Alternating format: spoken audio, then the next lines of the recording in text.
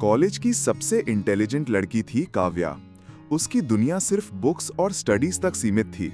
फिर एक दिन क्लास में एंट्री हुई काव्यांश की। हेल्पिंग नेचर और थोड़ा बदमाश भी।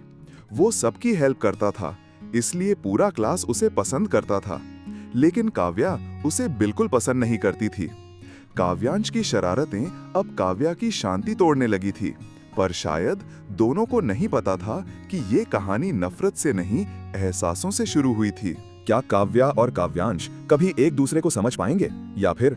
काव्या को लगातार 4 दिनों से तेज बुखार आ रहा है, लेकिन कई दिनों बाद वह कॉलेज पहुंची। काव्यांश काव्य से कहता है, अगर इस बार टेस्ट में मेरे मार्क्स ज्यादा आए तो तुम्हें मेरी एक बात माननी पड़ेगी। और काव्या कहती है, यदि मेरे आए तो मेरा क्या।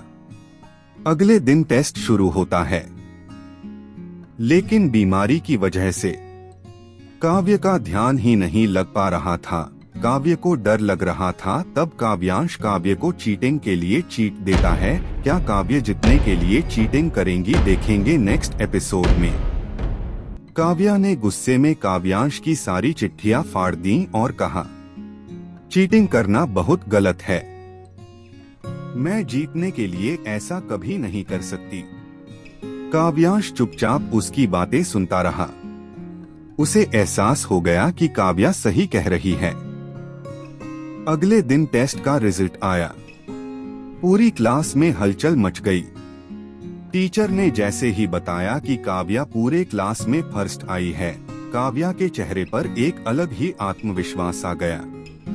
वह एटीट्यूड के साथ काव्यांश से बोली, तुमने मुझे चुनौती दी थी ना, तुमने मुझे क्या समझ रखा है। क्या काव्या हार जाएगी? ऐसा कभी नहीं हो सकता।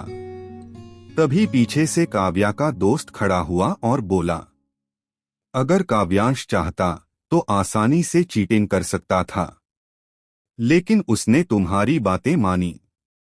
उसने सारी चीट्स फाड़ दी थीं। यह सुनते ही काव्या का चेहरा बदल गया।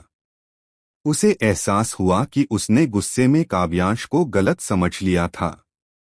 वह धीरे से काव्यांश के पास गई और बोली, मुझे माफ कर दो, मैंने तुम्हारे बारे में गलत सोचा। काव्यांश हल्का सा मुस्कुराया और बोला, कोई बात नहीं काव्या। इसके बाद पूरी क्लास खुशी से काव्या के फर्स्ट आने की खुशियां मनाने लगी।